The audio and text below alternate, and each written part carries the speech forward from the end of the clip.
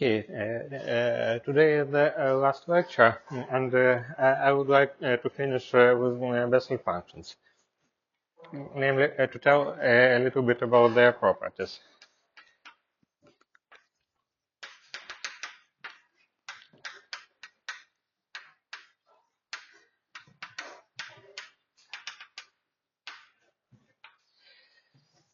So, do you have any questions about the previous lecture?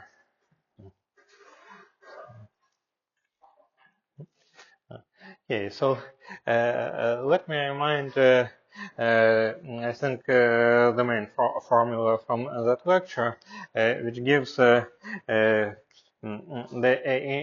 maybe two formulas, which both define Bessel functions.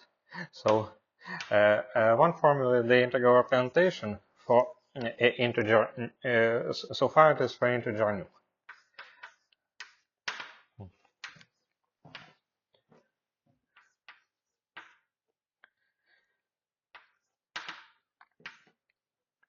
So we can write it in this way, or we can write it in terms of a complex variable.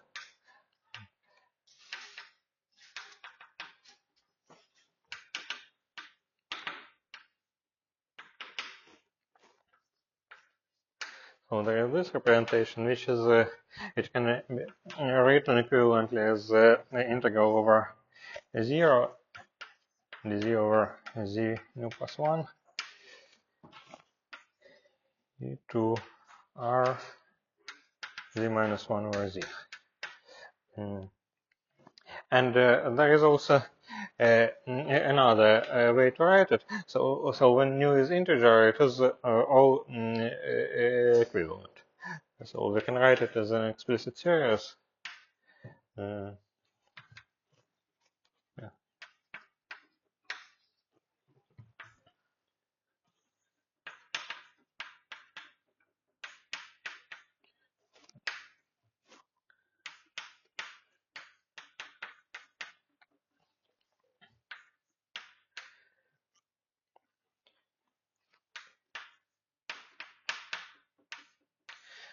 But we can also perform an analytic continuation of this formula. No, maybe it's better to say that not analytic continuation, but we can simply solve the corresponding recurrence relation for arbitrary nu, not necessarily integer.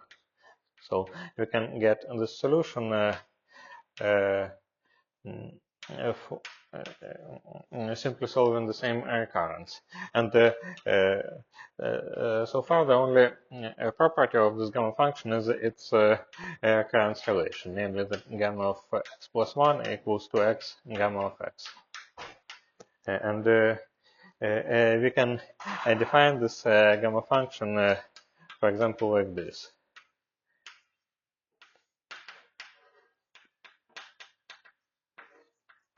Well, we can check that this, maybe let's use another variable.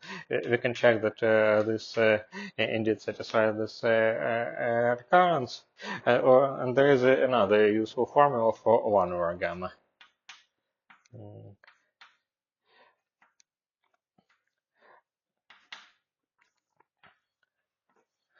So over such contour.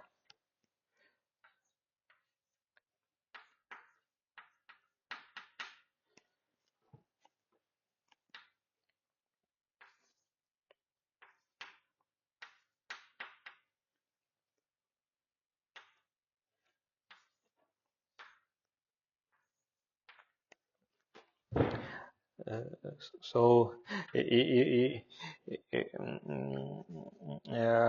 haven't proved that they define the same function, but it is another exercise. You can simply think that this formula is a kind of representation of factorial as a product of p times p minus 1 and so on, and this can be checked by integration by parts. And about this formula as a generalization of 1 over n factorial to arbitrary number.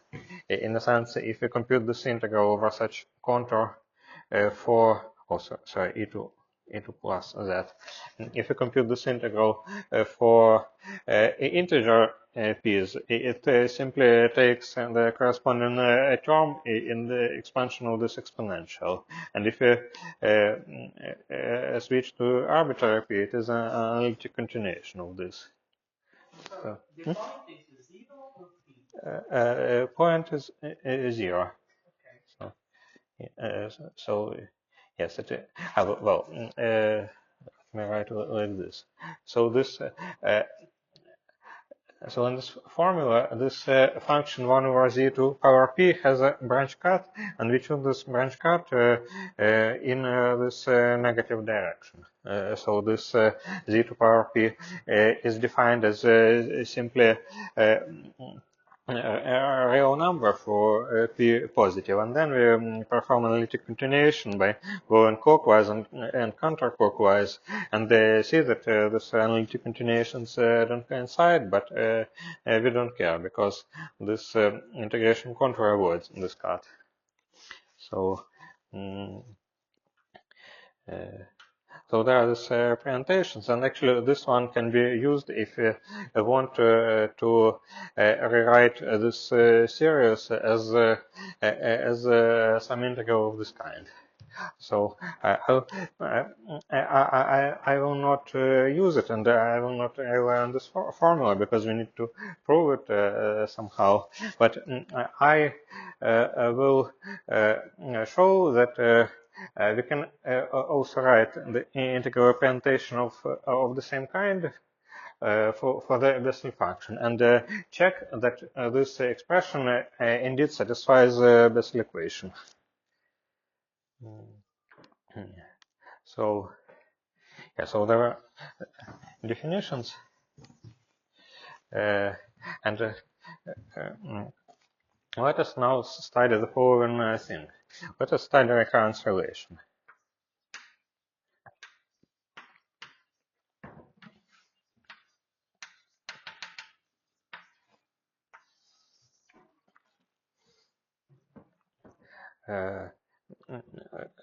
So the first thing which we can do is that we can differentiate this Bessel function in R.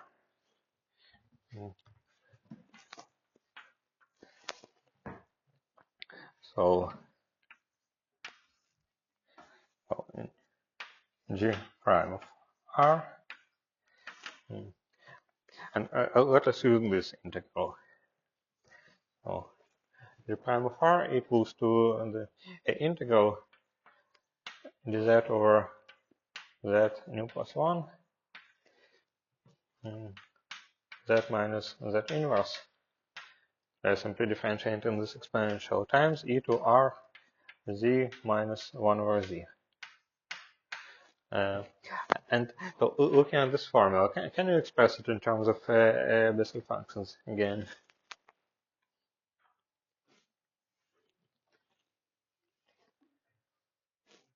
Well, if we separate the parentheses, we get the Bessel function of mi minus 1 minus the Bessel function of mi plus 1. Thanks. Yes. So this is easy. So we know the derivative. We now know the derivative is again a combination of some other Bessel functions. But now let us do a less trivial trick. So if we want to write some relations for functions given by integral representations, we can always write some set of relations that follow from the fact that integral of a derivative equals to 0. And let us try to adjust such an expression for our problem. So originally we are integrating something like this. Let us take this integral, multiply by z, and differentiate in z. So let us write this relation. So 0 equals to integral around 0 and here we write so d in dz, or maybe d in dz of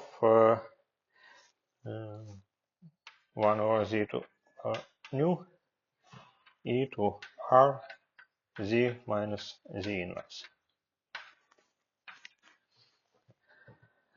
So now let's differentiate this. We will get 3 terms. So the first term appears when we differentiate this 1 over z to power nu.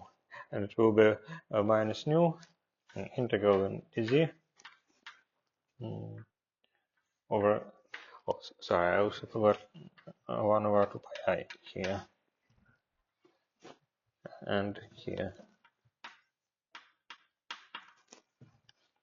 Sorry, and also here.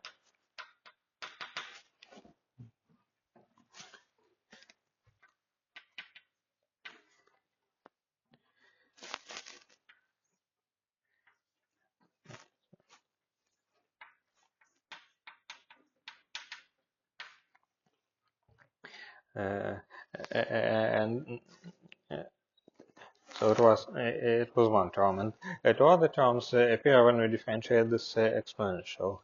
So first we simply get r times this expression. So we have 1 over pi I.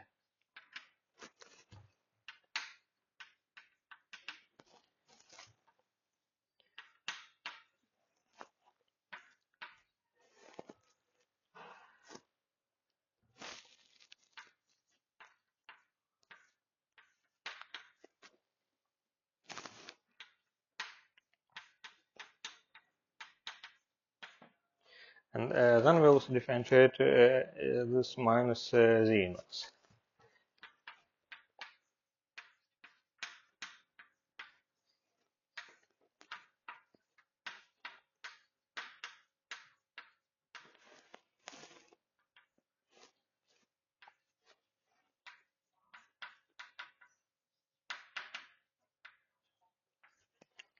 So we have this relation, and now what do you see here? It is this is literally G nu. So we can write that 0 equals to minus nu G nu of r. Then this is what? This is r times J nu minus 1.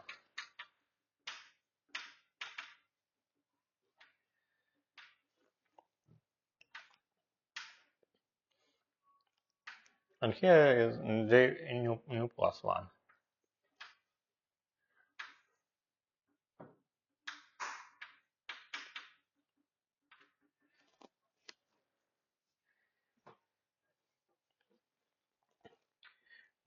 Right, so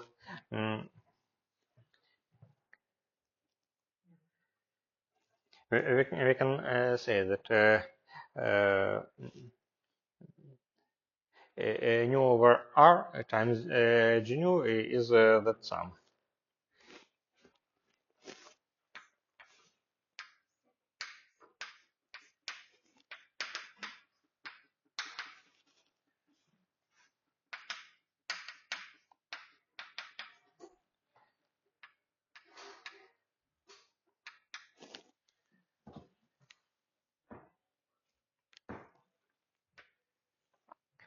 So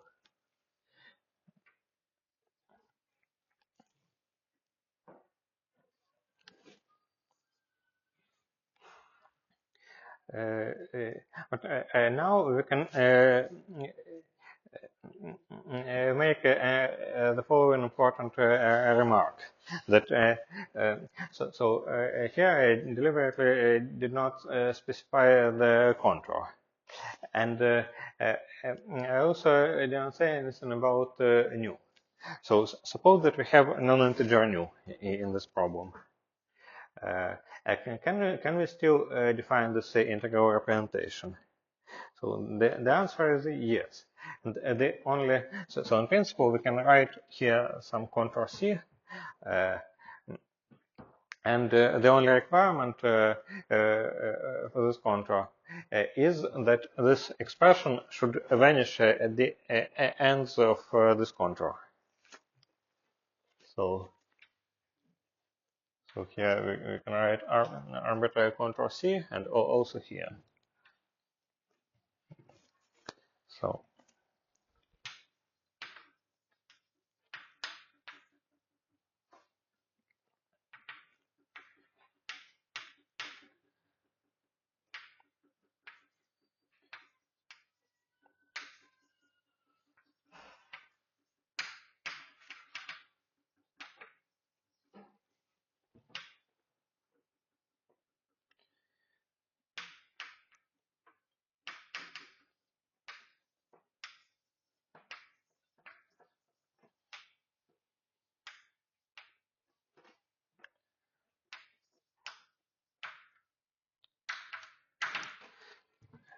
So the only requirement is that 1 over z nu e to r z minus z inverse restricted on the boundary of this contour equals to 0.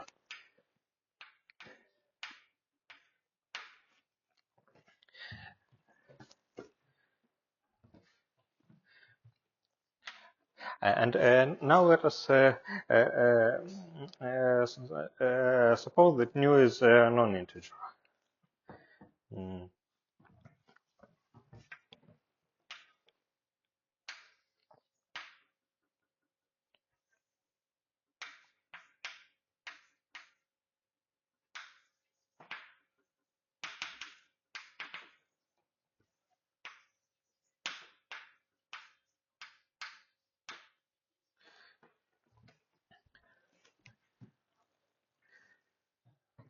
So like this. Let us present possible options for such a contour.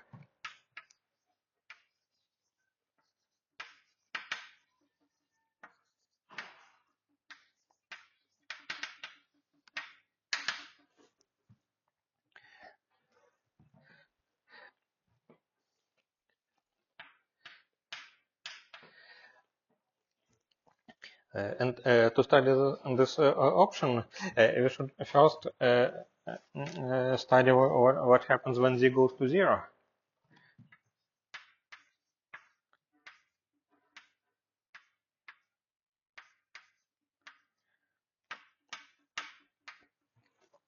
So we have this exponential.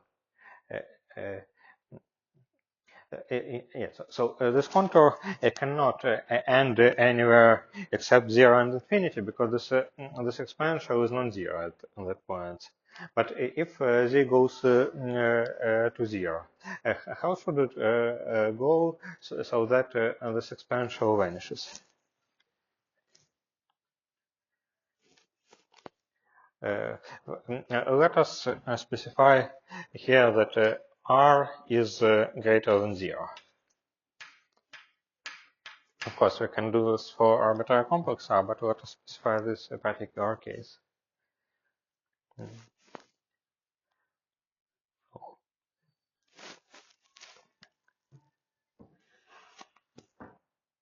How should we choose it? So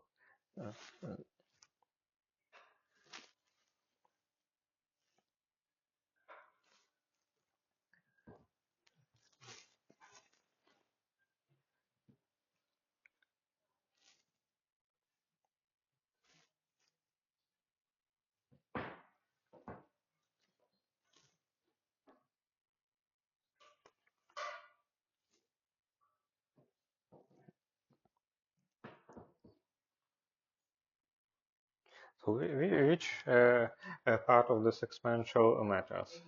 Maybe should be less than -1. No, but we should not care about this nu because it is multiplied by this exponential that contains e to r times minus z inverse, and that goes to infinity when z goes to 0. So, but it should go to infinity such that this exponential goes to 0. So z should go to yeah. So z should be greater than 0. So maybe, so pictorially it looks like this. We have 0, and this contour should enter 0 along this line.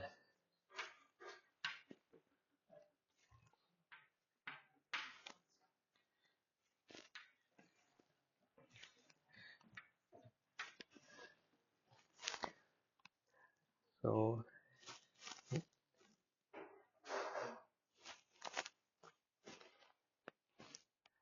and,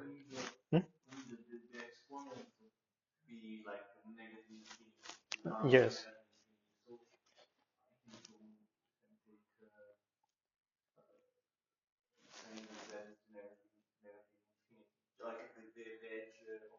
Mm-hmm. Yes. So. Mm-hmm. Yes. Thanks. So. Uh, mm, mm, mm. So this is a picture around 0. It looks like this, and a picture around infinity. So it looks like this. So this is minus infinity. So contour goes in there. So and here and here something is going on. Maybe let me draw it like let me write it like this.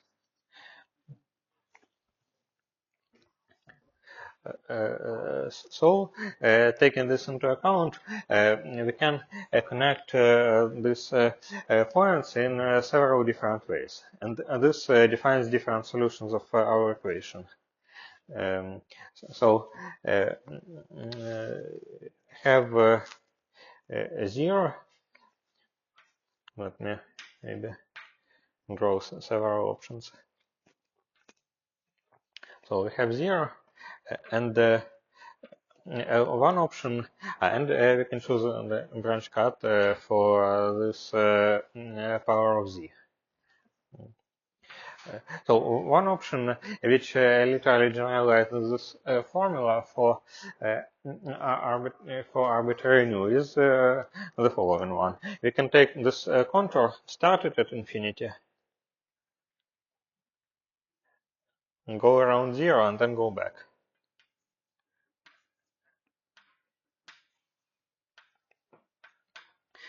So this function will be called J nu of R,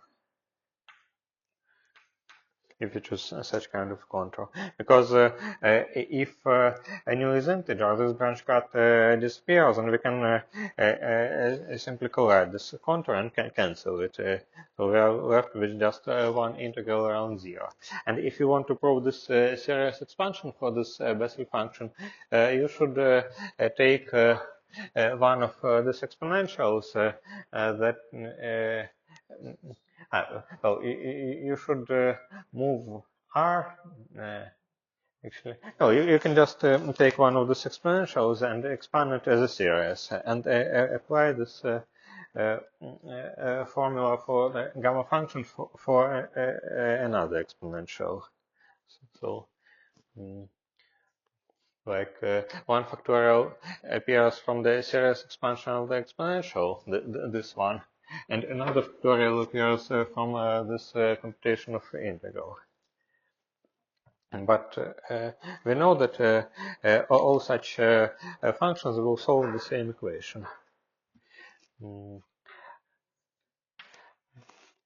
So there is this option, but we can also use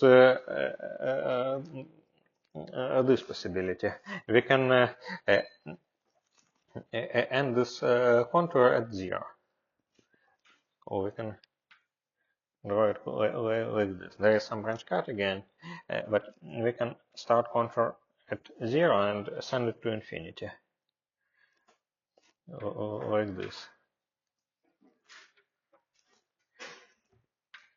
Or we can send it in the opposite direction. This is about the branch cut, and this is below the branch cut.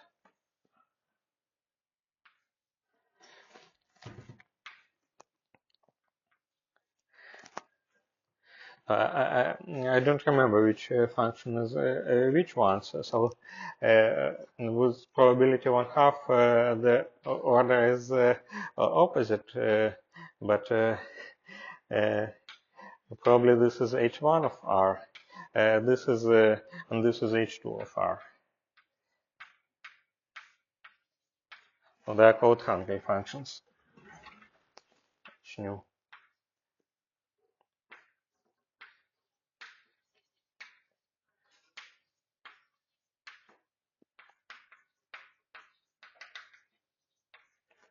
We will hopefully see why these functions are nice. But now we can at least see that this provides us with two solutions to this equation. Because if we just construct J nu, it is a solution with with oh, it is just one solution of the second order equation, and there is another solution somewhere. So one option is to choose different contours, and another option, which I'll discuss a little bit later, is to combine J nu and J minus nu. So since our equation depends on nu squared, both of the solutions, both of these functions will solve it. So if nu is not integer, we can simply take these two solutions. If nu is integer, then well, maybe let's do this right now. So another remark for integer and non-integer nu.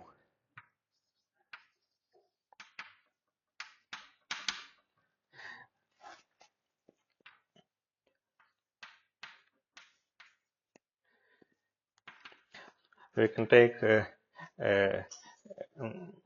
J nu and J minus nu and say that they're independent. And they're indeed independent because they start from, and they contain different powers of R.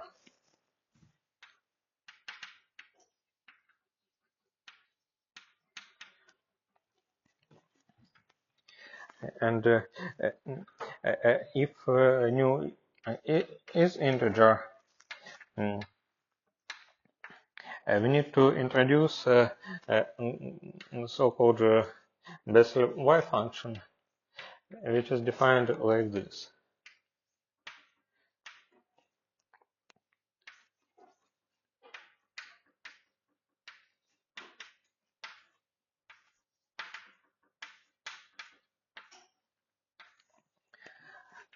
So just another linear combination of these two for non-integer nu. But when it is integer, we need to consider the limit.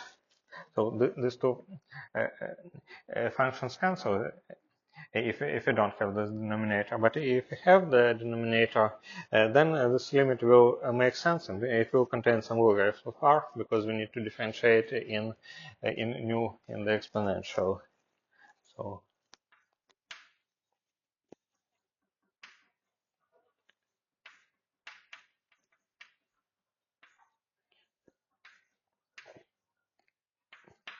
Sorry, hmm? can you tell us again what does it mean that R me and R minus me are independent? Because they're simply two different functions. So they solve the same equation, but they contain different powers of r. So, well, let me say linearly independent.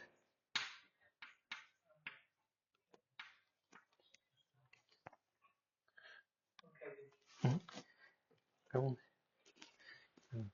Yeah, and of course, if you care about the symptotics when r goes to zero, you see that if one has some zero at zero, another one will have a singularity, as it should be for two solutions of such kind of Sturm-Liouville problems.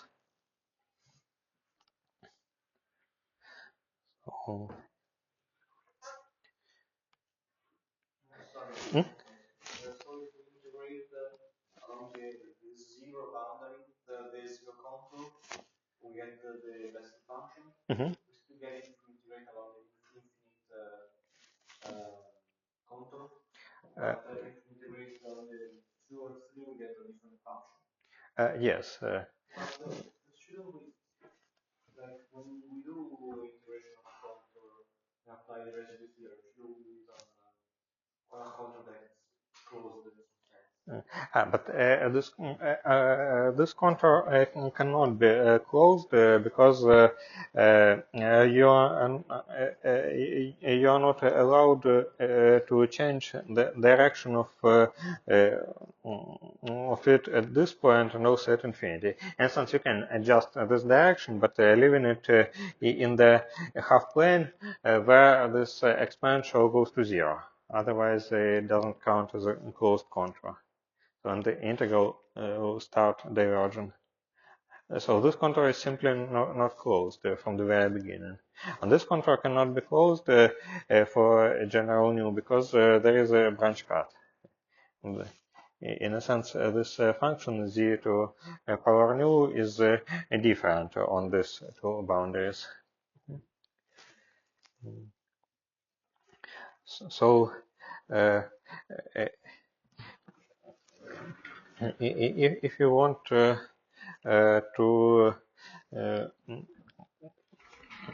get other solutions, you can either choose such controls or combine J nu and J minus nu and take some limits. And there is also a relation between this Huntley functions and these two Bessel functions.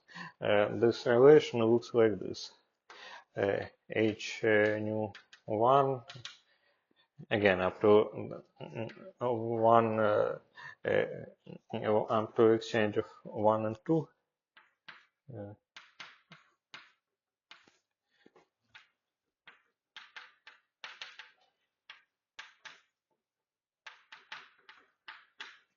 Well, there is this relation. So it's equivalent. You simply need to get the second solution in some way, and you can get it either from this contour or from combining J nu and J minus nu, and it gives you the same additional function. So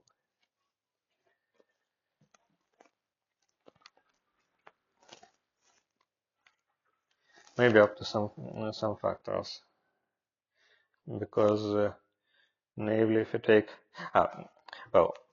Also, I think the direction of this contour should be changed like this. And maybe there is some factor of 2. Maybe it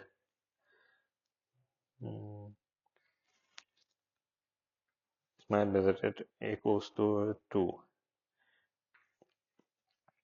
h nu, so that when we combine these two contours and take their sum, we get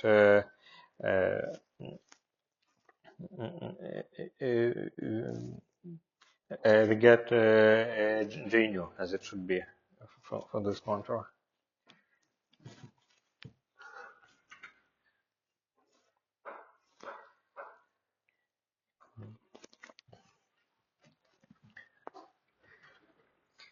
So this was a question how to construct other solutions of this equation. But are there any questions about this? Hmm?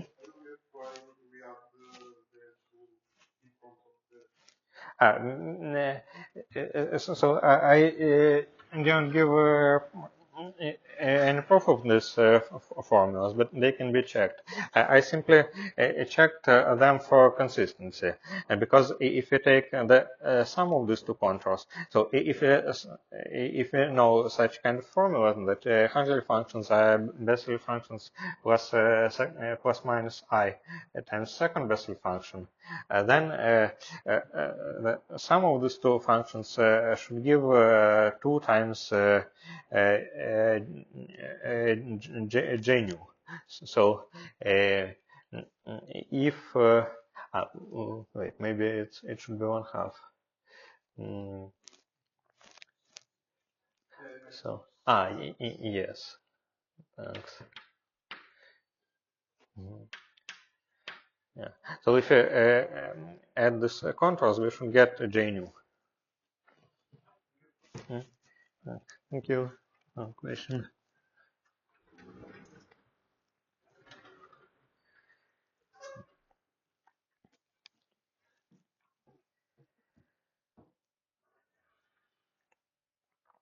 Yeah.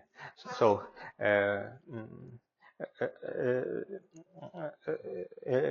we can actually summarize this by saying that all these computations can be applied for any of these Bessel functions. So you could imagine that instead of J nu, we have H nu, and this is done simply for a different contour.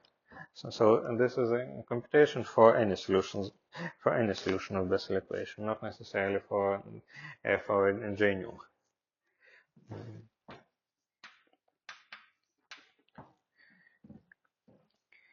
So, but let's continue with the recurrence relations. So for now, they relate to 3 Bessel functions. Let us try to get rid of one of them. And namely, let's take some of these two relations. So sum and difference.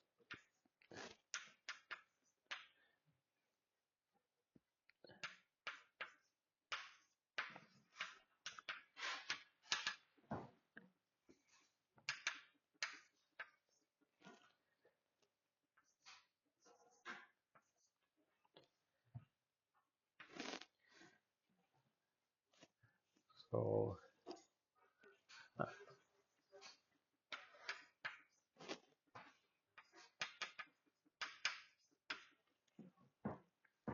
So we can do this, and we can also take sum.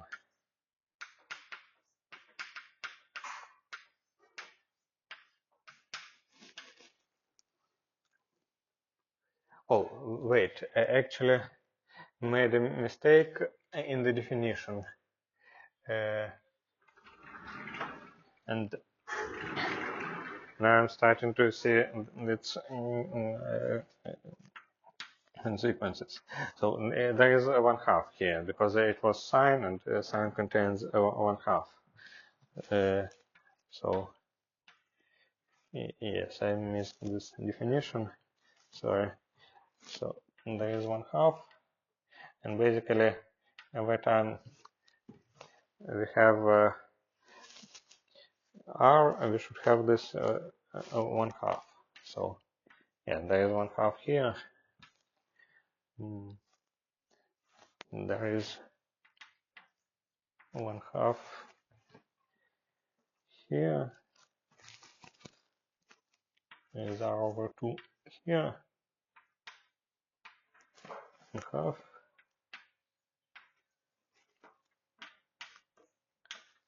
Sorry.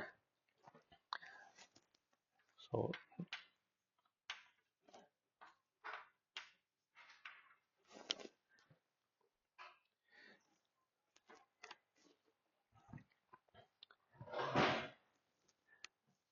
So it changes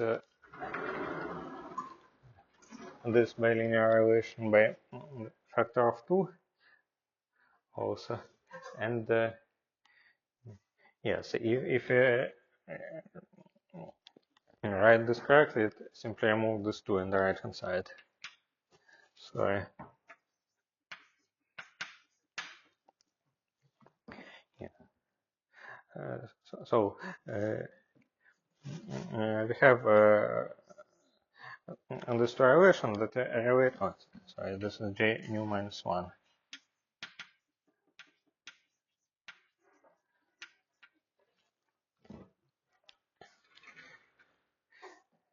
And we can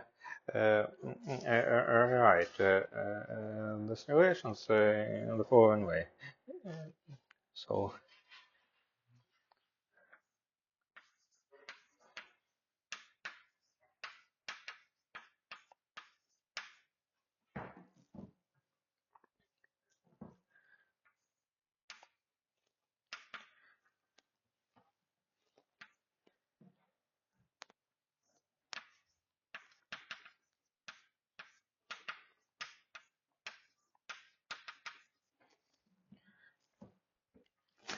so we can try to write it like this, but then we also need to divide by r.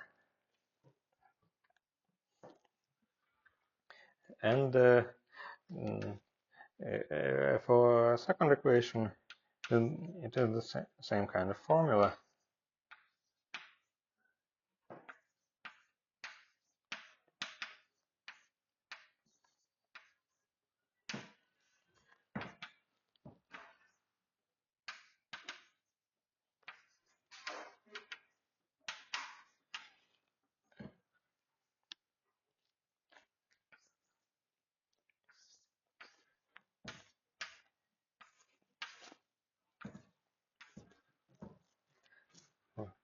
So do you have any questions?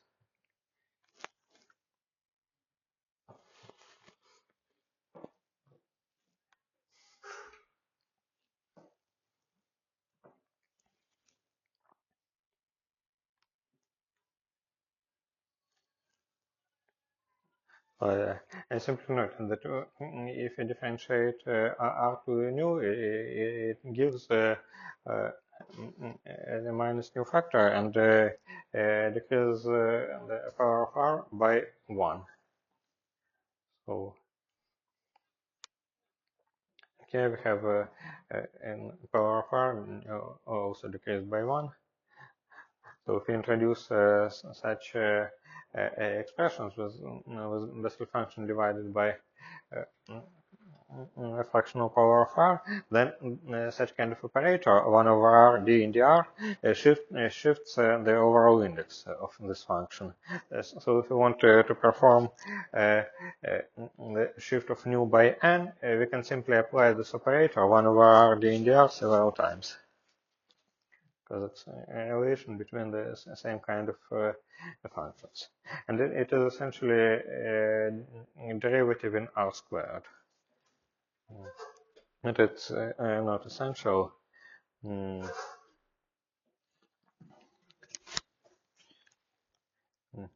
We can apply it in whatever we like. And of course, if we combine these two recurrence relations, if we move nu by +1 and then by -1, we will get a relation that some second order operator acting on just one Bessel function g nu gives 0. And this will be our Bessel equation, because what else can it be? But I also checked that it is Bessel equation, then just be sure. Just to be sure that these relations are written correct, yeah. And so to be honest, we didn't check that this integral computed over the arbitrary control actually satisfies the Bessel equation. But if we know these recurrence relations, we can derive that equation quite easily. So we know that all such integrals gives us a solution to the Bessel equation. So these formulas are maybe not very useful for a generic Bessel function because uh, they are transcendental.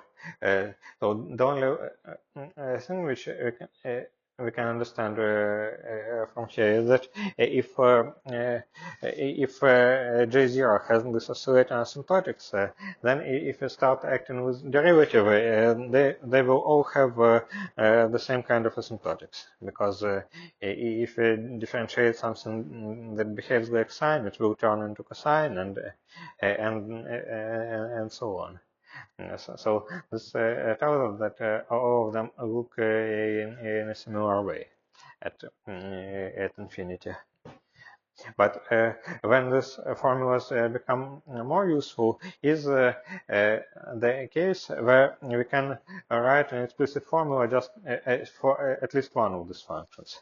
And I would like to switch to this case. Uh, so this topic is called spherical Bessel functions.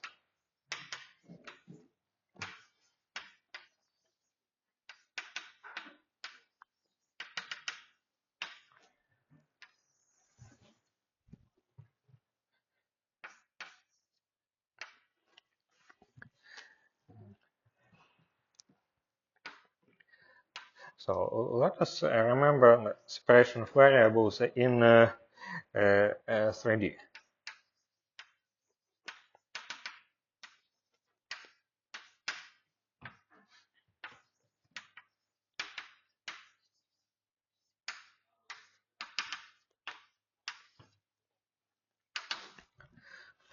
So we want to find we want to find the eigenfunction of the radial part of the Laplace operator.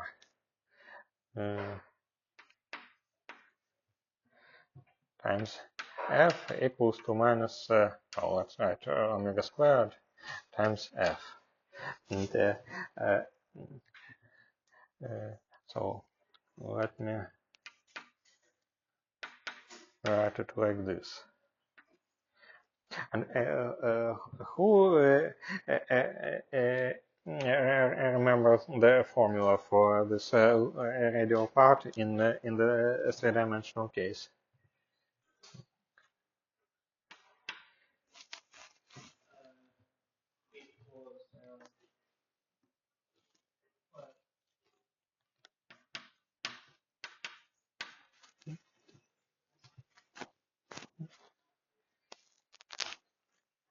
I can tell just some parts of this expression which I remember. It was 1 over r squared Mm-hmm. times the derivative with respect to r of r squared Mm-hmm. times derivative with respect to r. Mm-hmm. And then we have a minus Mm-hmm. L times L plus 1 Mm-hmm. over r squared of f. Mm-hmm. And I don't remember the part where n comes. But it does not appear there. There is this a huge degeneracy. So all eigenvalues of this angular Laplacian is are the same. They are L times L plus 1. So this is minus omega squared f of r. And if we want to to get rid of this omega, we can do the same as in the two-dimensional case. We can say that this f of r is, let us introduce in this spherical Bessel function, omega r. So this is called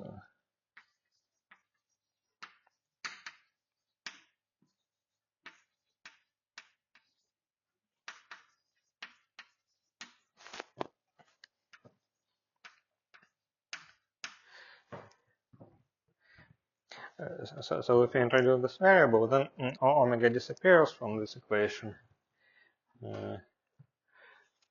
and we get 1 over r squared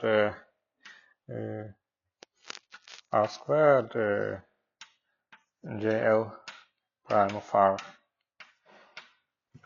prime minus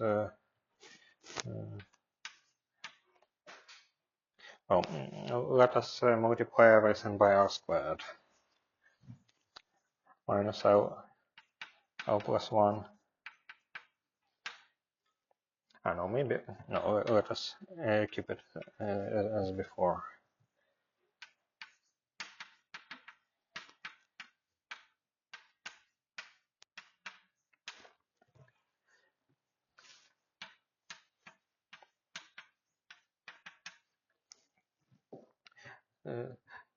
So if you write this equation, or if you open this derivative, then it will look like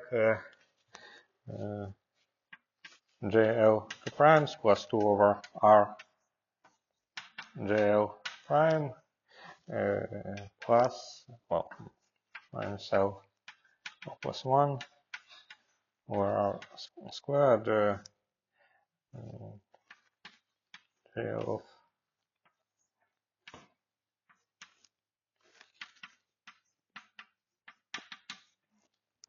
maybe it's a bit better.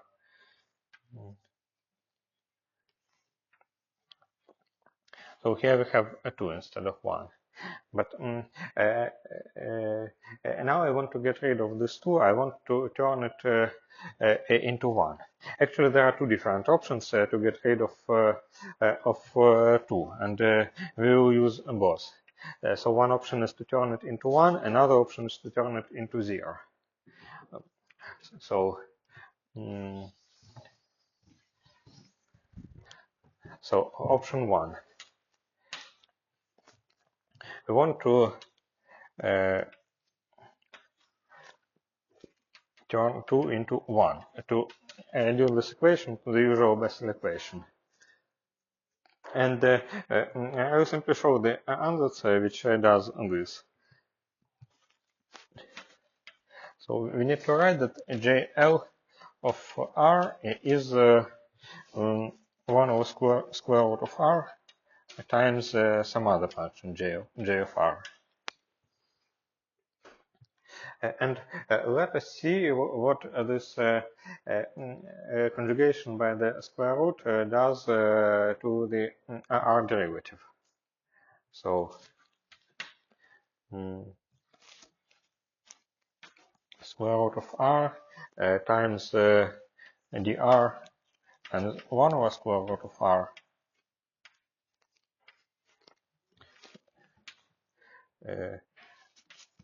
turns it into dr minus 1/2 1 over R.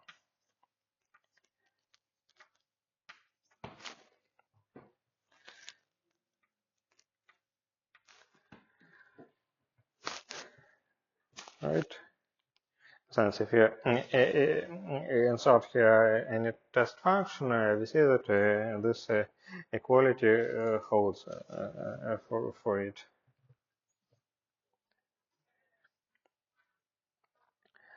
So let us write what equation is satisfied by this function j. So we have this differential operator.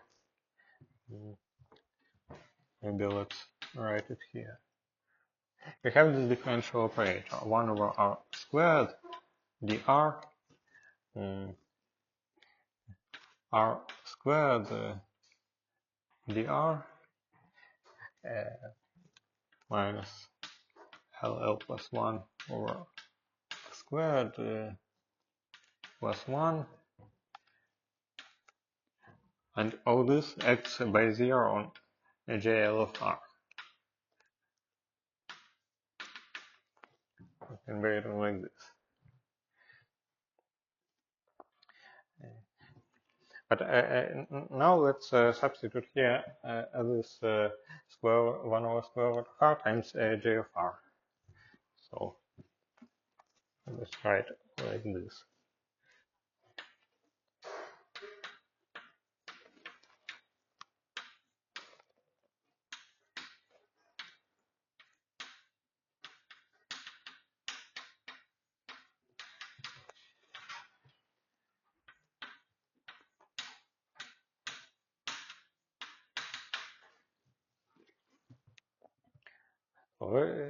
We simply made the substitution.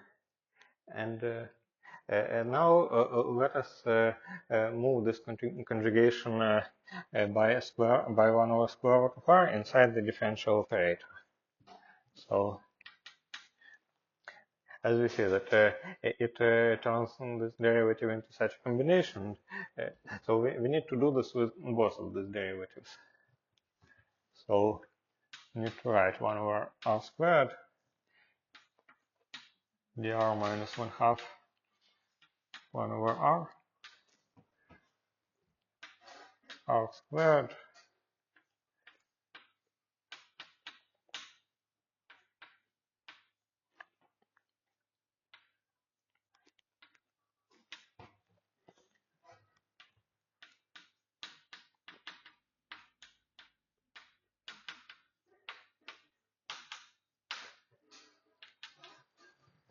So this is the same equation written for function j of r. And now we need to open this brackets and see what remains. So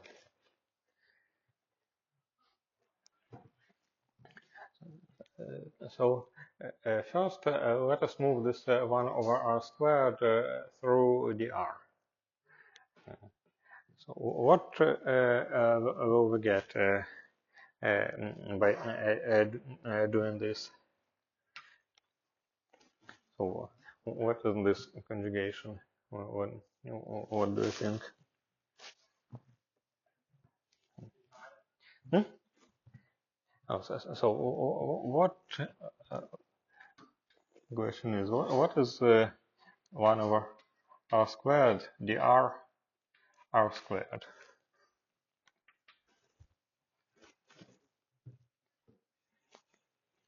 It's 2 over r Mm-hmm.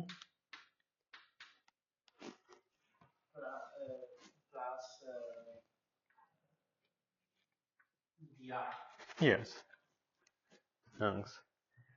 So it's still differential operator because it acts on the function that we can insert here. So if we do this, we get dr minus 3 over 2 1 over r times dr minus 1 over 2 1 over r minus l plus 1 over r plus 1 j of r. And so it's much simpler. So now we can expand this expression.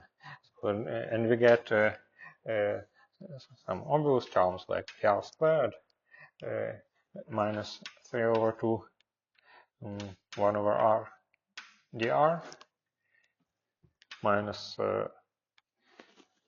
wait, it is, sorry, it is plus 3 over 2 because yes,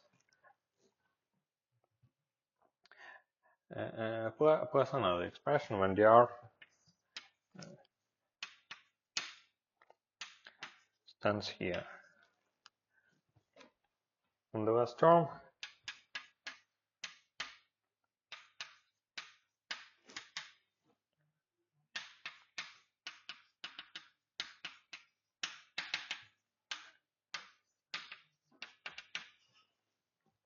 so like this.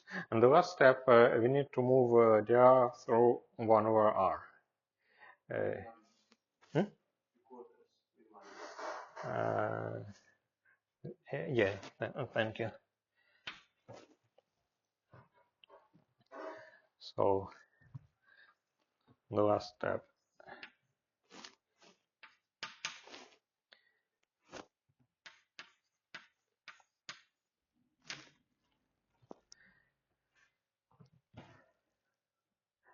So we need to differentiate 1 over r, so it will produce 1/2 times 1 over r squared.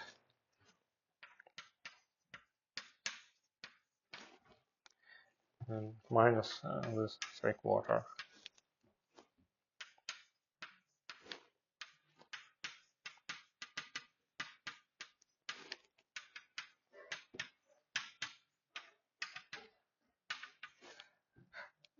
So we can combine all these terms, and they combine into uh, L plus 1 squared.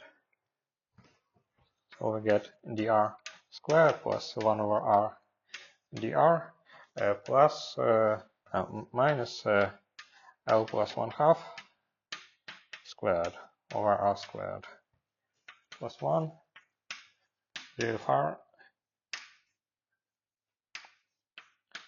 goes to 0. And this is nothing but the Bessel equation for nu equals L plus 1/2.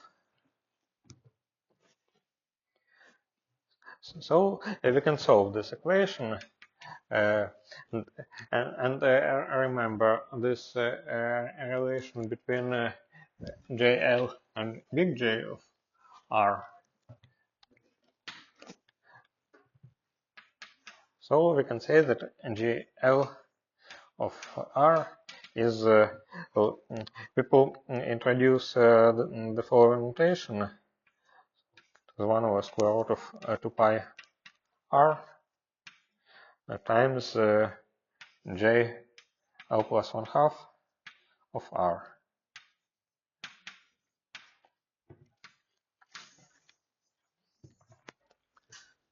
So spherical Bessel functions are just usual Bessel functions of a half integer index divided by square root of R.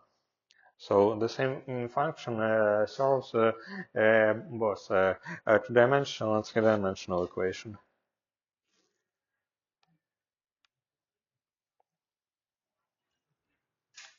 So that is new.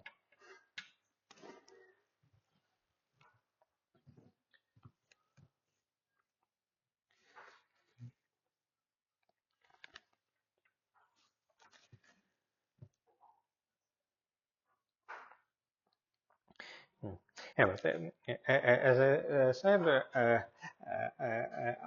I want to do one more thing with this equation. I want to get rid of this factor 2 over r completely.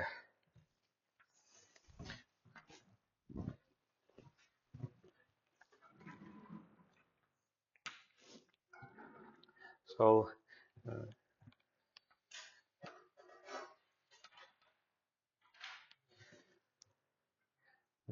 and to do this, we can notice the following thing.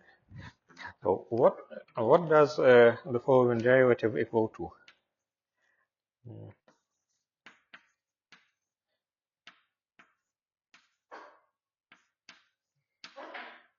Oh, sorry.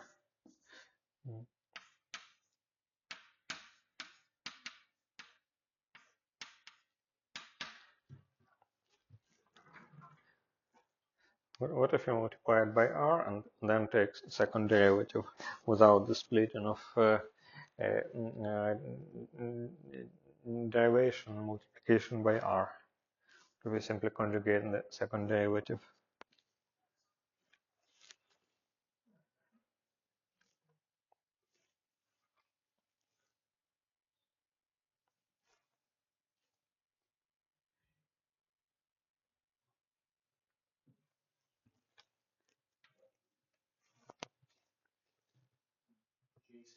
for sure.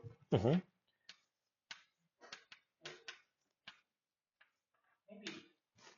Maybe you will get from the first equation, you will get L times L plus 1 over S squared. No. I'm well. Let me put here just an arbitrary function. without all these properties. Plus 2 times f over r. Mm-hmm. F prime. F prime, yes. Mm-hmm. And anything else? And nothing else. Hmm? Yeah.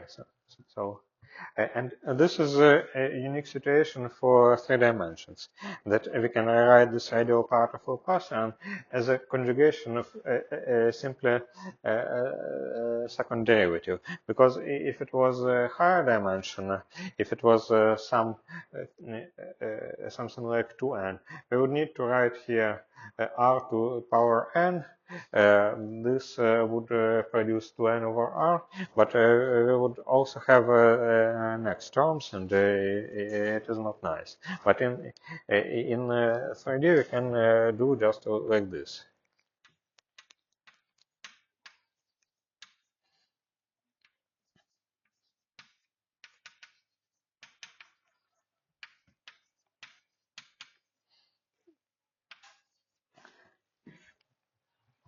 Yes, so if we do like this, we can rewrite this equation in a simpler way.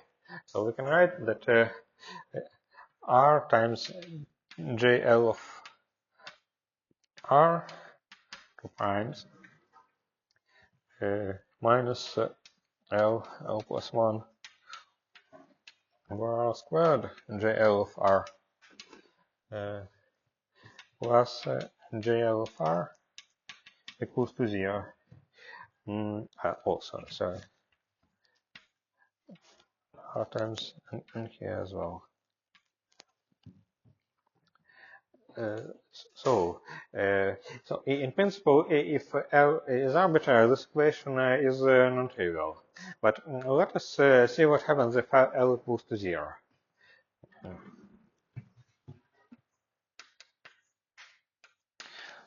So we simply get this.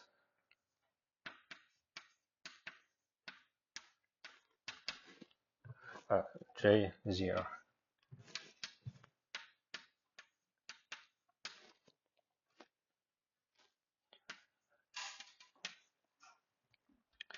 So, and can we solve this equation? Well, r times j0 is equal to 8 r. Yes. So we can say that J0 of R is but now we need to think about its boundary conditions at 0. So this function is regular. So we should have something that cancels when r goes to 0. So it is sine r over r. And again, probably it is just correct, maybe up to some factors. So if you want to construct the second function for this case, y0 of r, it will be cosine of r over r, which is not regular at 0. And if we construct analogous this Hankel functions, then mm, again, after some factors, it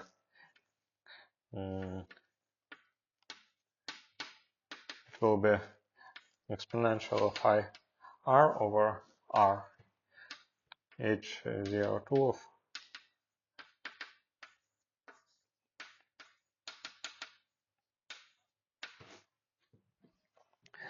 so maybe better to write approximately, because I don't remember all these conventions, but the general idea is this. Maybe no, this one is probably just correct, but no, let me write equality, so and hope that I remember this conventions correctly.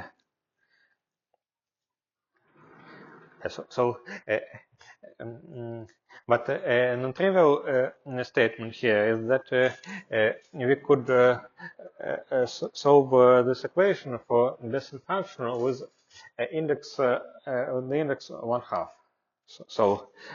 On one side, we know that this is uh, Bessel function with index 1/2. On the other side, we know that it is a sine of r over r. So from this we know an explicit formula for G0 of r. So up to some overall factor, but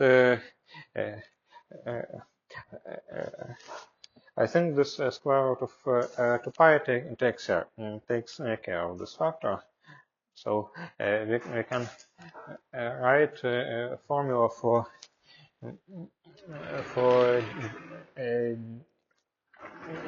G0. Sorry, for J1/2. Probably I can erase this.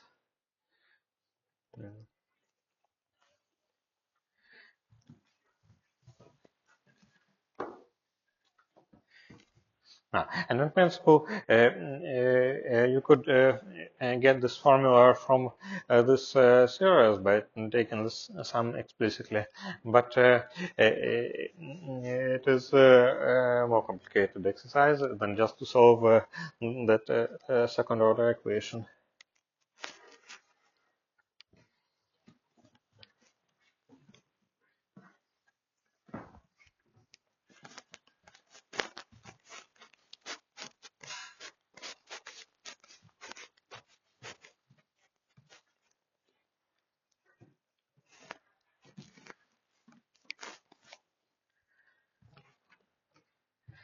So,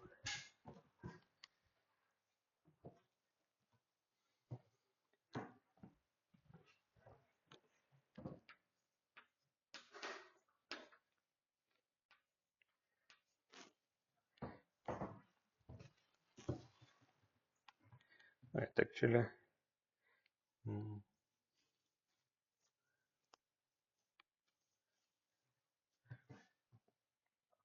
Right.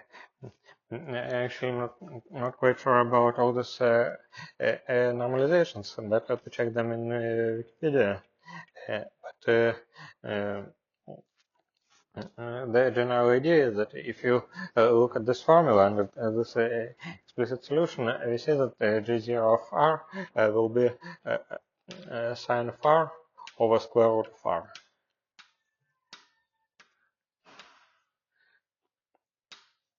And this is the asymptotics of all Bessel functions when r go to infinity. But in this case, it is an explicit expression. And sorry, it's not G0, it's J1/2.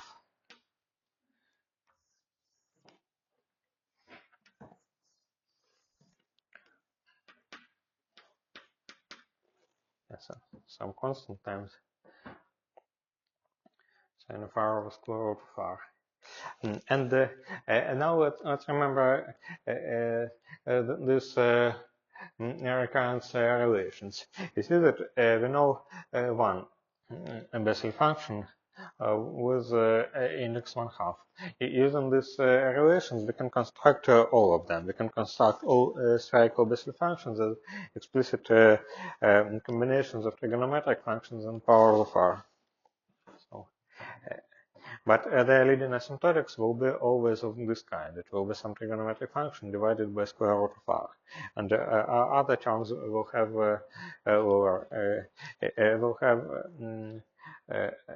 higher powers of r in the denominator.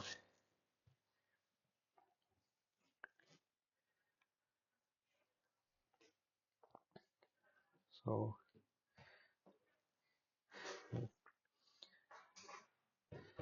do you have any questions about this?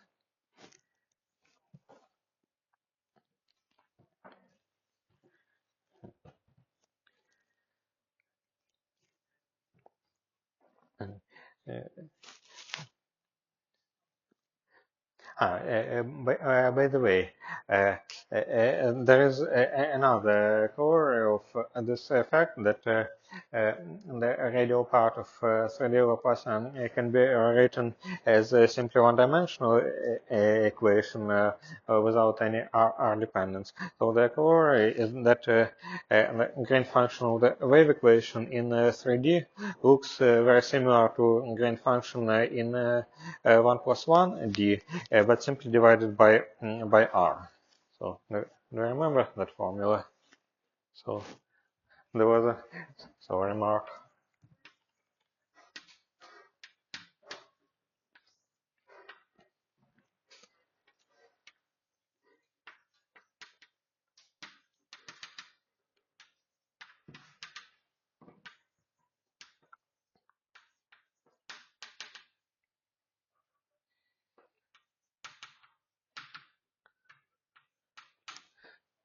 So it was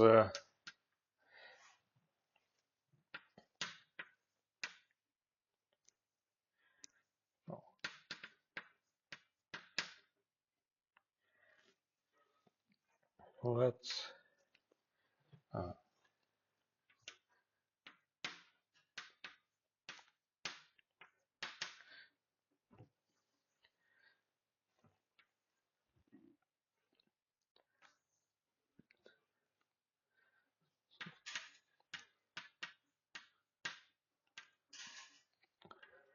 so it was this delta function, and maybe better to put here 0.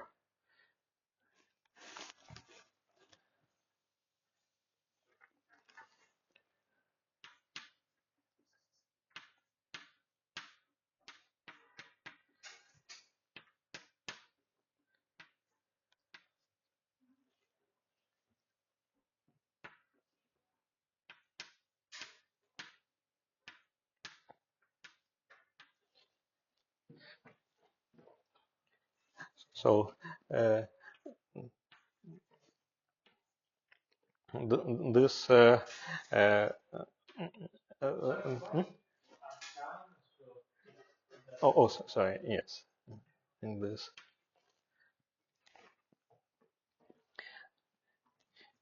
And since we have some source located at 0, and it has some time dependence. And we are measuring the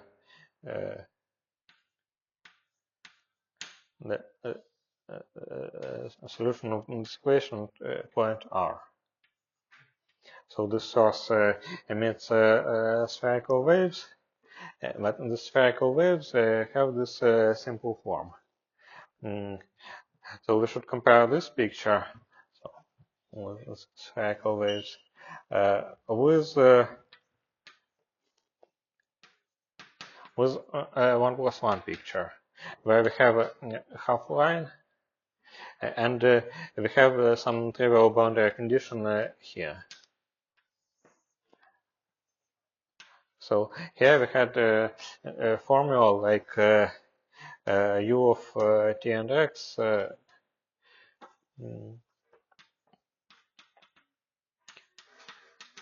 was so let us say that there is some function phi of t, f of t,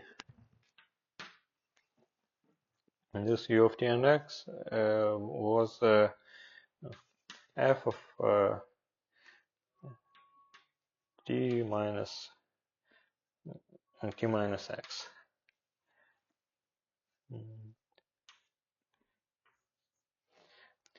So it can be written as u of t and x equals to integral from 0 to, well, 0, yeah, let's put 0, maybe from 0 to t,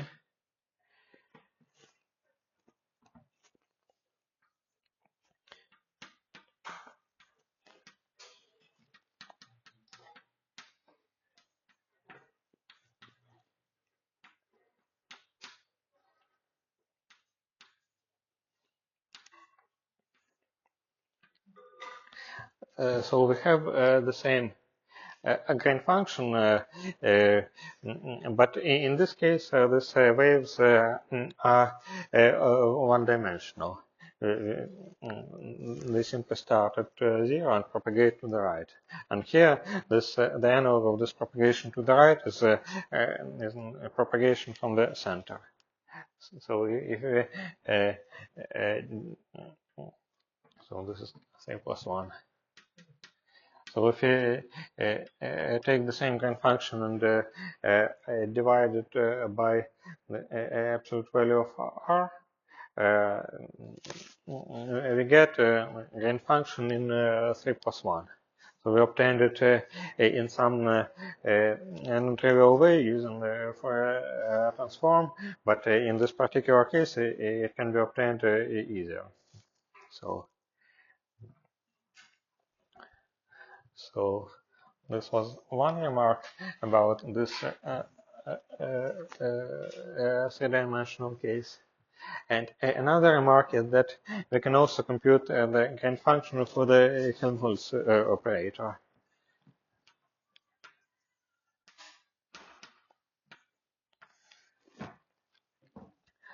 So we know that 1 over 1 over Poisson is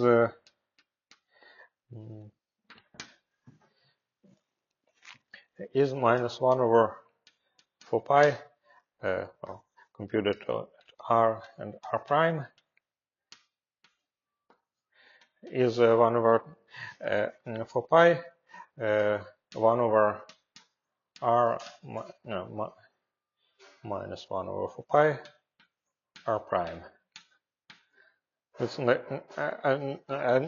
gain function of 3D Laplacian.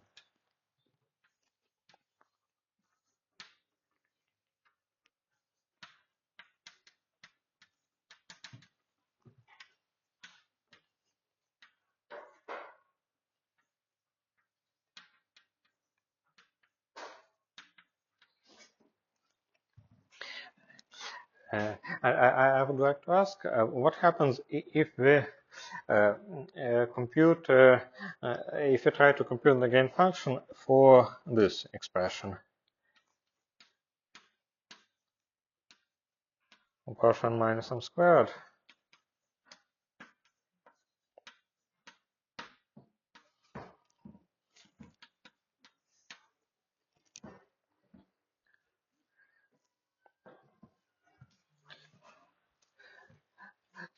So and there is a way to obtain this function simply solving this equation with the radial Laplacian. We know that this problem is radially symmetric. And so we can put r prime equals to 0. So it's radially symmetric and translationary invariant. In a sense, it depends only on the difference of this r and r prime. So so the first question is how to get this 1 over r.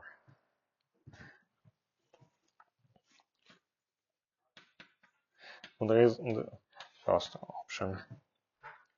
Let me call this g of r minus r prime.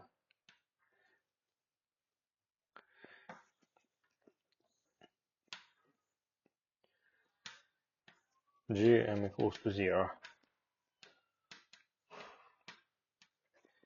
And this Gm of r minus r prime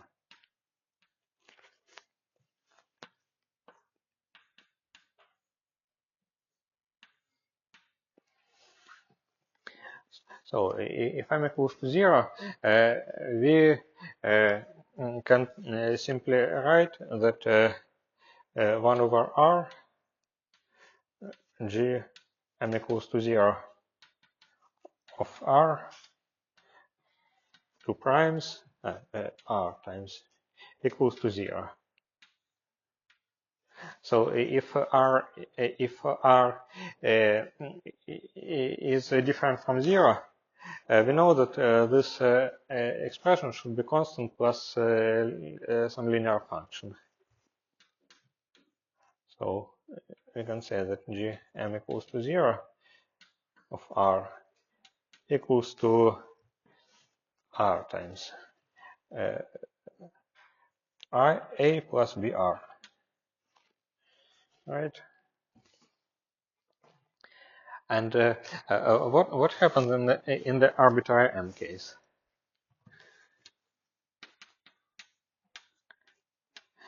What equation will be satisfied by this gain function?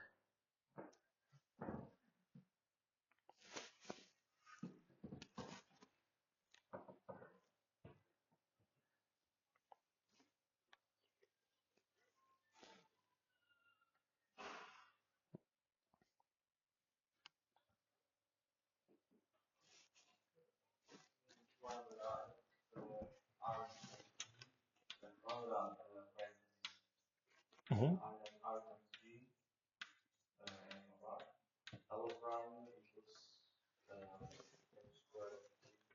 Mm-hmm.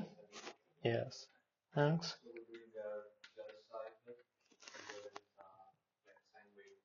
Yeah. No, it's not sine because the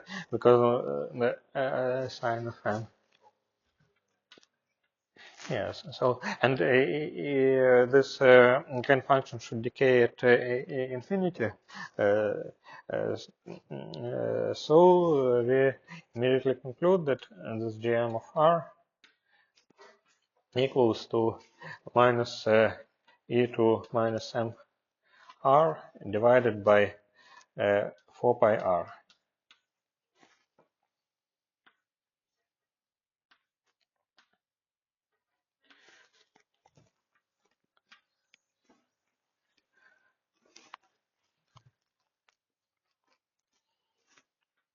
This asymptotics can be fixed from the requirement that the true equation valid for all r's should contain a delta function on the right hand side. So the asymptotics of this gain function should be the same as for m equals to 0. And this formula is called Yukawa potential.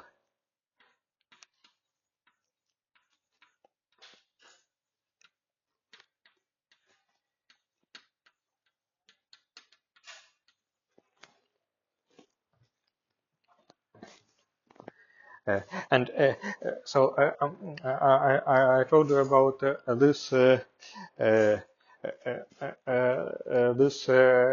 simple three-dimensional example because it is precisely the case where this equation can be solved explicitly. But if you go to the arbitrary dimension, then this equation for the gain function becomes again Bessel equation, but as you may notice here, of imaginary argument, because the Euro Bessel equation gives oscillating exponentials. So if you want to compute this gain function in arbitrary dimension, the answer will be complicated. It will be some modified Bessel function. Maybe it's not that interesting. But this particular case is exactly solvable. And of course, one-dimensional case is also exactly solvable.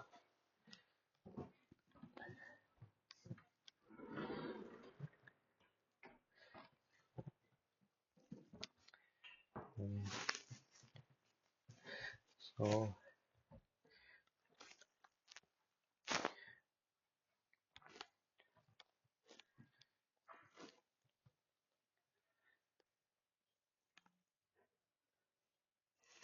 Do you have any questions about this?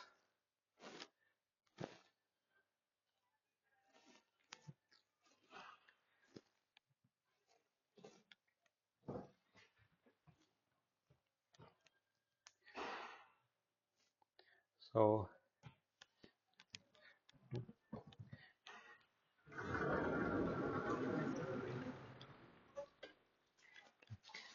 maybe the last thing.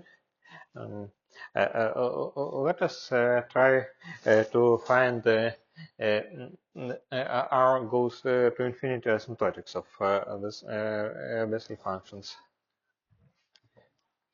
So we already know that it should be some oscillating function divided by square root of R, but I wanted to show a method that allows you to compute such asymptotics.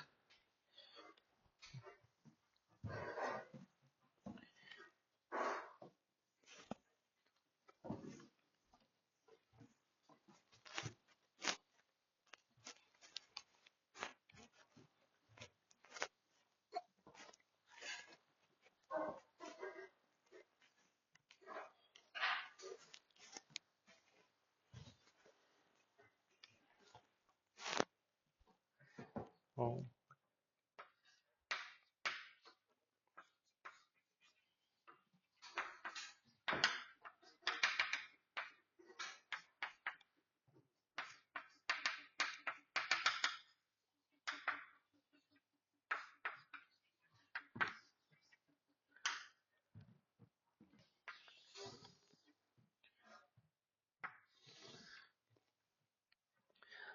So we have this integral representation for Bessel functions.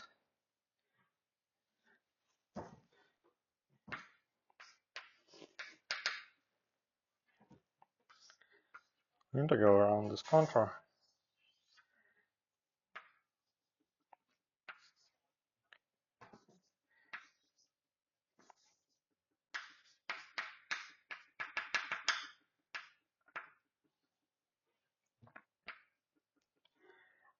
Actually, can I actually, or maybe let's write it in terms of phi. In d phi e2 minus sine phi. So here z equals to em phi in this to I phi for this picture.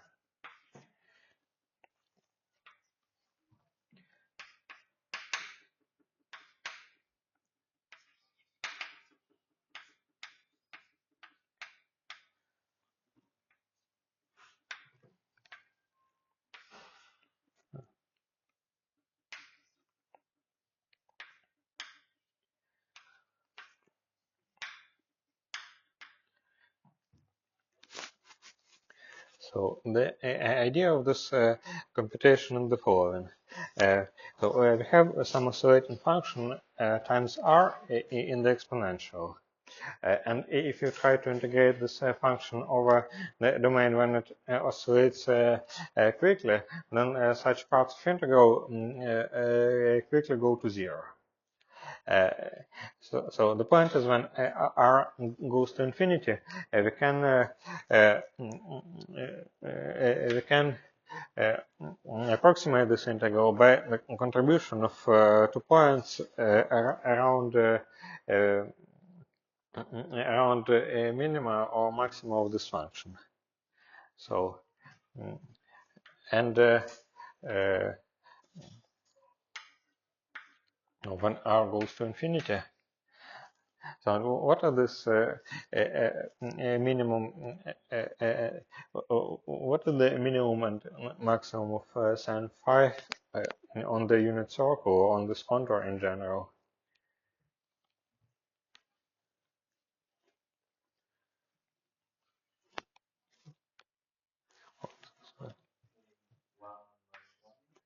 Yeah, it's a value, and corresponding values of phi are minus pi over 2 and plus pi over 2. So you can approximate this integral by such integrals from minus pi over 2 plus epsilon to plus pi over 2. Also minus.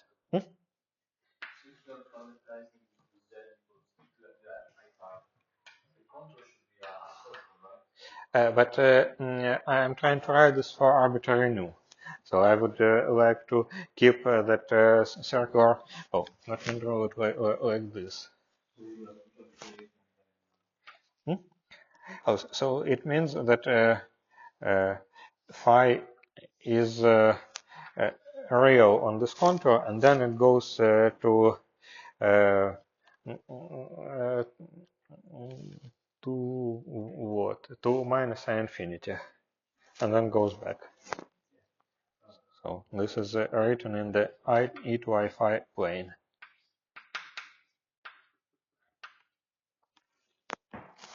So e to I phi goes like this.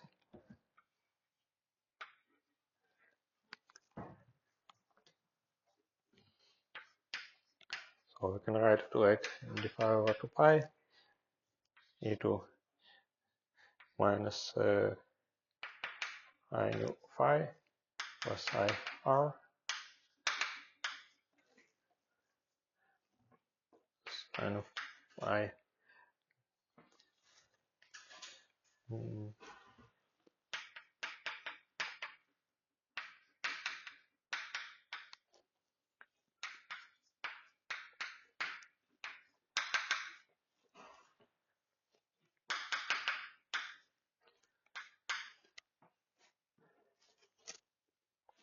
And so these points are located here and another one here.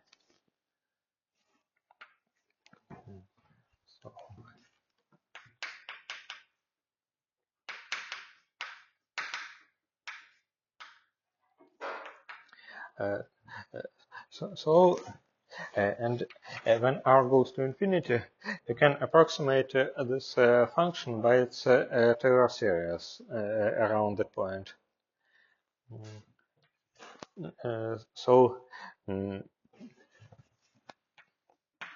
And then extend this integral from minus infinity to plus infinity.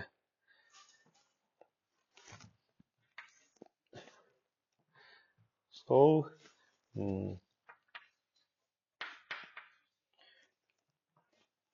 can be written as dx over 2 pi e to minus I nu.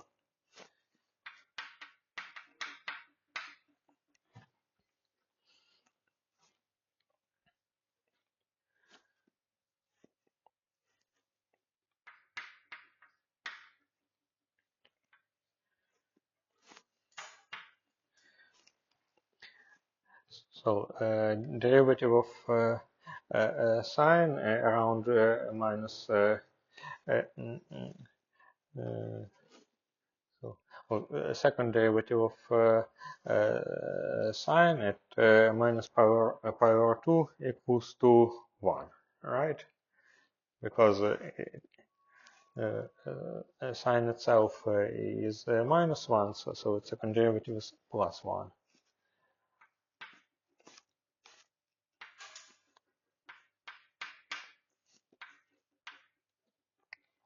So and here I'm drawing this on this variable.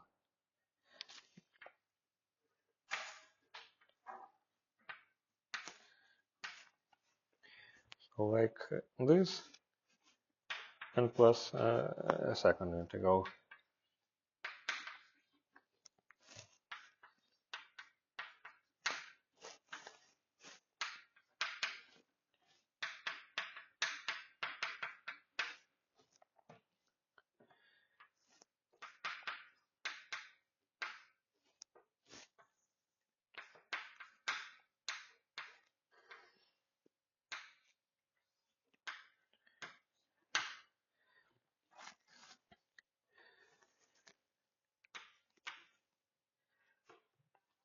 Okay, so now if we scale this variable by dividing by square root of r, we see that this linear part in x becomes of order 1 over square root of r. So it is less than the second term. So it can be neglected. Or we can do like this. And then this integral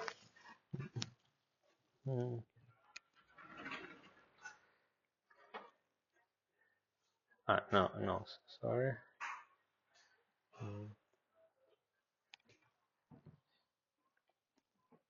And sorry, of course I forgot the main part. This minus IR,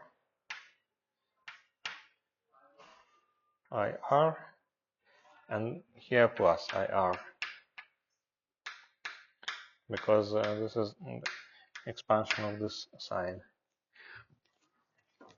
Yes, so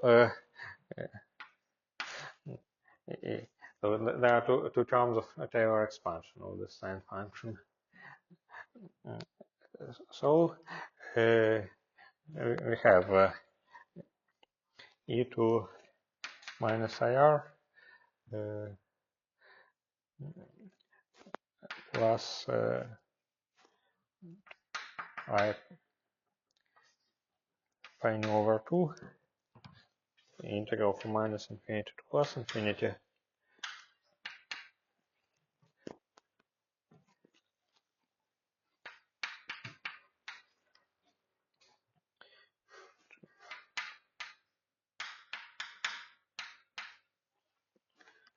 This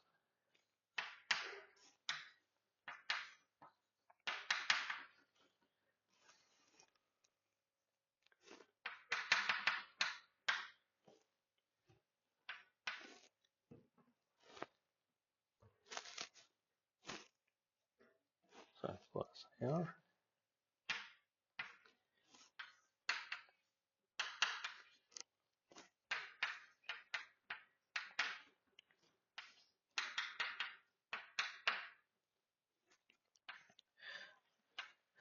So, and what do you think about this AE integrals? So, how to compute them?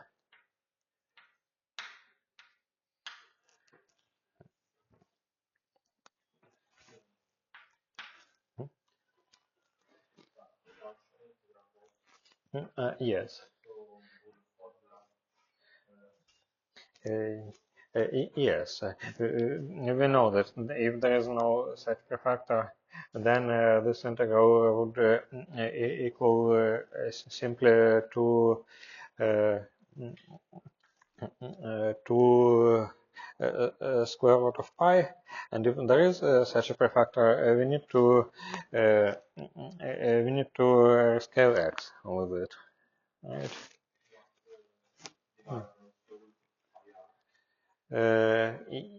Yes. So it's a little bit important like which precise square root we take, but here it is quite easy. So let us do it with this integral so that we can say about the second integral that it is the same. So we can say that x, so our original integration goes over the real line, and we want to change this integration to some other path. Namely, we can say, yes, thank you.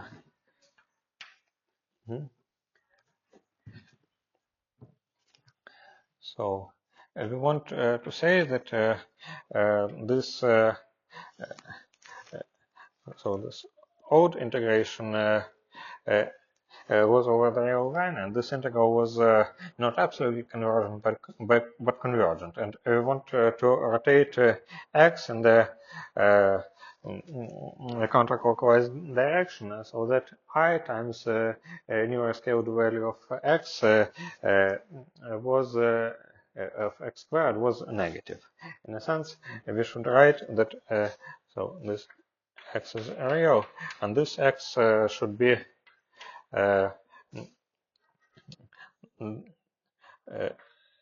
this x should equal to e to the I pi over 4 times y. Y is real.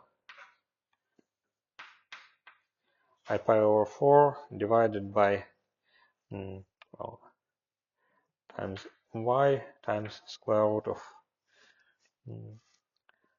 2 over r.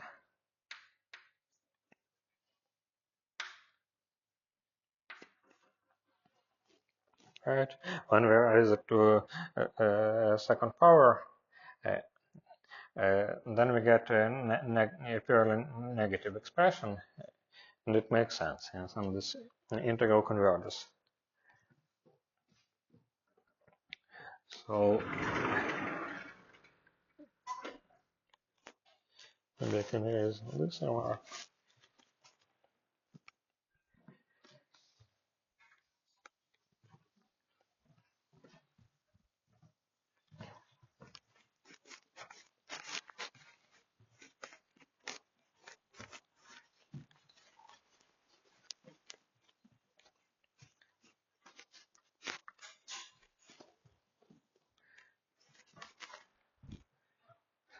So this prefactor will appear in front of everything.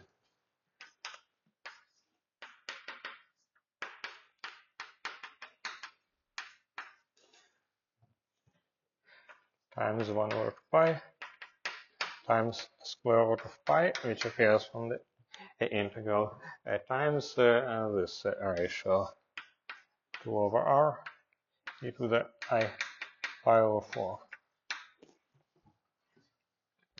And for the second integral, we simply need to take a conjugation of this.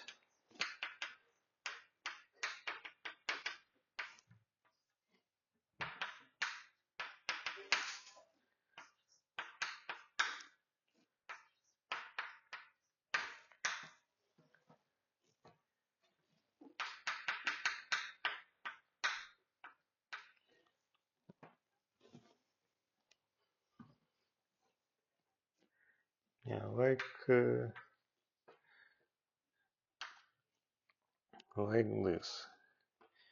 I think. So now let's combine all this terms. So we get a square root of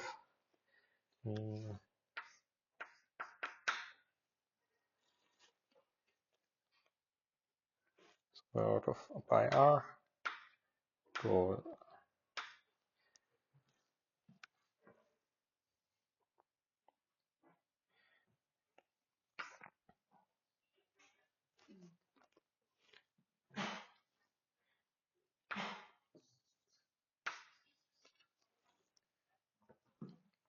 so these two exponentials are mutually conjugate. So we get cosine of r minus pi nu over 2 minus minus pi over 4.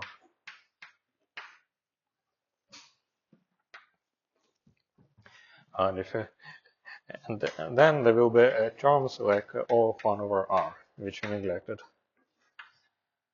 So it is this asymptotics, and it can be compared, for example, with this explicit value of g0 of r.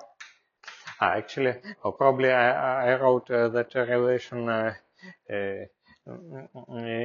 incorrectly. There should be some different convention. But we know that this J0 is sine of r over square root of r. So if you compare this asymptotics from Bessel function with, sorry, J1 half. If you compare this spherical Bessel function with its asymptotics, you see that it is in the case when it is precise. But but it is also the generic asymptotics. So there are also some other funny things like Fourier transforms of these Bessel functions. And I simply added this as two problems. So one problem is to compute a Fourier transform of J0 And another problem is to compute Bessel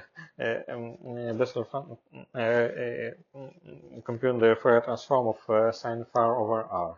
So the funny thing is that this Fourier transforms will be supported by the interval from -1 to 1. So, uh, and how to solve these problems? You can simply take, so for d0, you can simply take its integral representation and first compute the integral in r and then compute remaining integral in phi. But maybe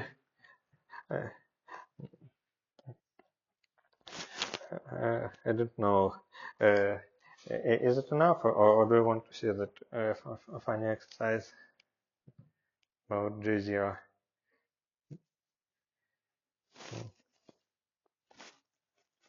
Oh, let me maybe show it since in the last lecture.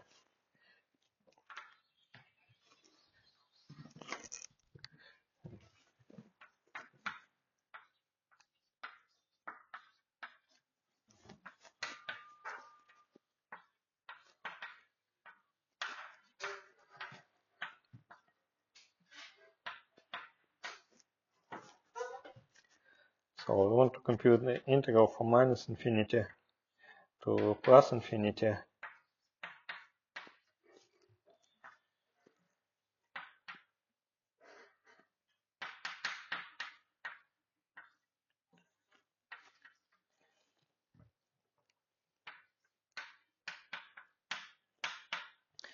So we can write this integral as this.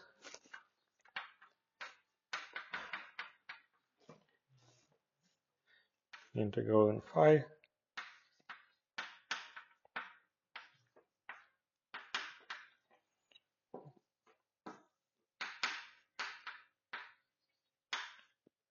Oh, sine of phi.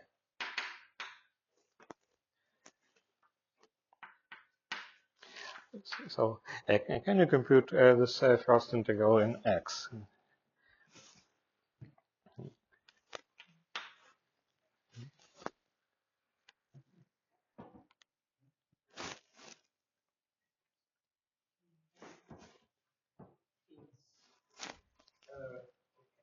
Can we first write the expression with the integral inverted so it's easier to Yes.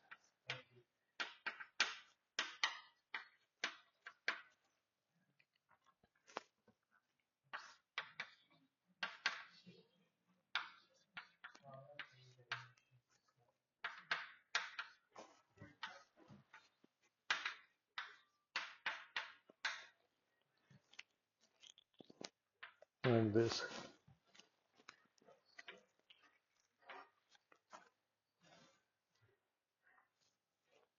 And do you recognize this integral?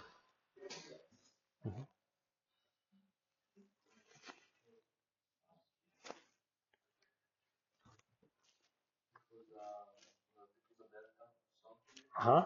Well, of this. Uh, delta times 2 pi actually. So, so this will be integral from 0 to 2 pi d phi delta of sine of phi minus p. And do you know how to compute this integral?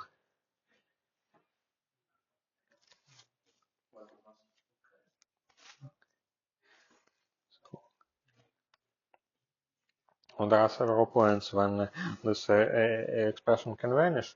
So there, yes, 2 or 0 actually, because if p is greater than 1, then it never vanishes. with just one like it's on a horizontal point, so we had a formula for the depth of a function. Yes. So, Maybe the derivative to be non-zero. Maybe if it's zero, it's just like counting twice. Maybe. well, it's just a marginal case when it is 0, so we can neglect this. Yeah, this formula is the integral of delta of f of x is sum of, well, you can multiply it by some g of x, so dx is a sum of g of xi over absolute value of f prime of xi, right? So it is sum uh, of solutions of this equation, sine of phi equals to p of 1 over absolute value of cosine phi.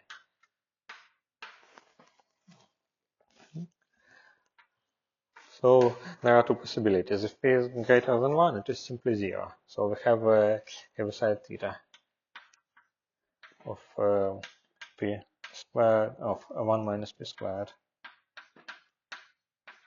And what about points when p is less than 1?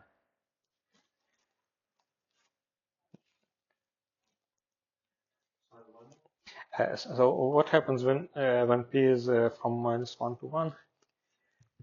What does this equal to? Well,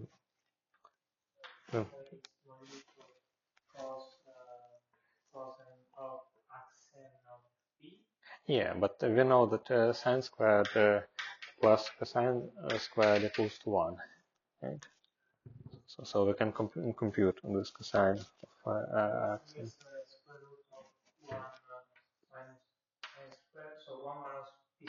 Mm-hmm. Yes. Yes. Thanks. Yeah. So mm, there is this funny relation. So this function was a finite support in the Fourier space, and it's funny that if you do the same with G0, you'll see the same answer. So I don't remember if it is useful for anything, but just probably it was just nice to see. Mm.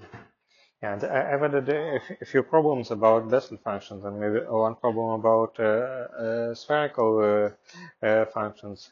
But uh, there is not this much simple problem that one can invent with Bessel functions, because they are more transcendental than everything else. Okay, so any questions? Maybe after that we have some question about the exam. Mm-hmm. For example, it is divided in some in how many exercises Mm. what kind of exercises. I don't know if there are available some previous examples. Well, maybe I can put. Oh, so if I put them online, then probably it will be hard to invent new problems. But actually, no, probably I will just put them online. But they're basically exams composed of similar kind of problems as you see in that list. So previous years there was the following, that there are kind of 7 problems, and you had to solve completely at least 4 of them to get a maximal grade. But maybe maybe it was too simple. Maybe I will modify this a little bit this year. Maybe. So. Um, But the general idea is this. If you manage to solve all of them correctly, then it's enough to get maximal mark, and you don't need to do anything else. If not, then you will need to come for the oral part, answer some extra questions, explain what your mistakes were and how to fix them. So all such things. So.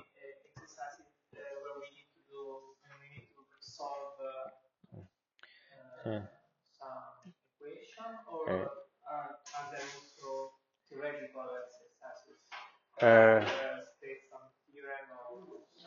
Uh, uh, no, I did not include this into the exam. But if you need to come for the oral part, I can also ask such kind of questions. So the principle is that if you know how to solve problems and can solve them, then it is less important to know how to prove theorems or formulate them. But if not, then I can also ask theoretical questions. Okay, and by the way, concerning the date of the exam, do you know approximately when it is convenient for most of the people? Is it February or late January? So. I think January. Probably January. Mm-hmm. Yes. So I also write about my availability. So, and we will decide on the first date. Mhm. So concerning the rules, probably I'll do something like 7 problems, and you need to solve five of them. But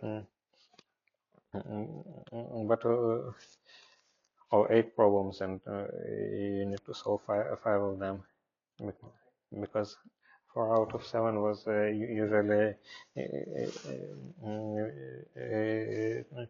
too simple. Yeah. And for problems, you can look at this year's problems and also the previous year's problems. Uh, Welcome.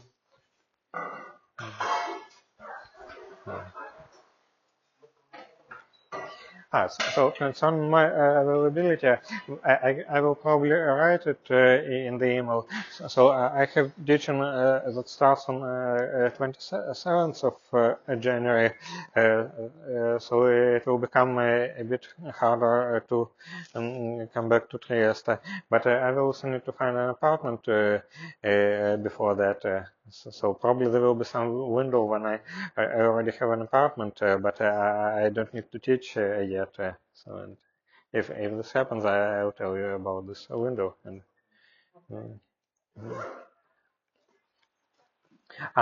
for you, what are the earliest date which is convenient? Which is convenient? What is convenient? To organize the first exam. There is an analysis exam on the 13th of January. So maybe which? Some people do it, some people don't. When is it?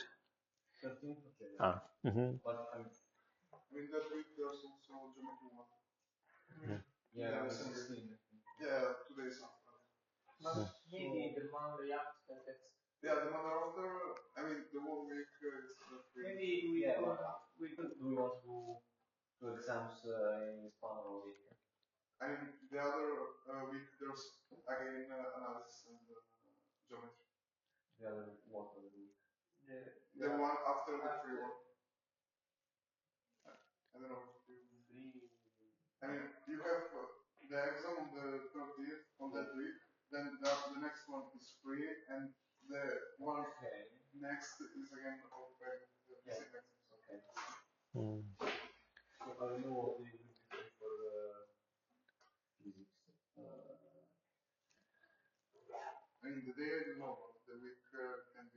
in which the third week of January. The third, yeah. At this point, you should better if there is exam overlaps with the other, so you can do analysis on you. You say we choose one and then the analysis the team. How many in Italian is appello? Mm. The dates actually is exam. How many times? How many days we can try this exam in January? Only one, because some professors do 3 exams, 2 in January and 1 in February. Do you think you will do one in January and 1 in February, or 2 in January and 1 in February? Well, I would say that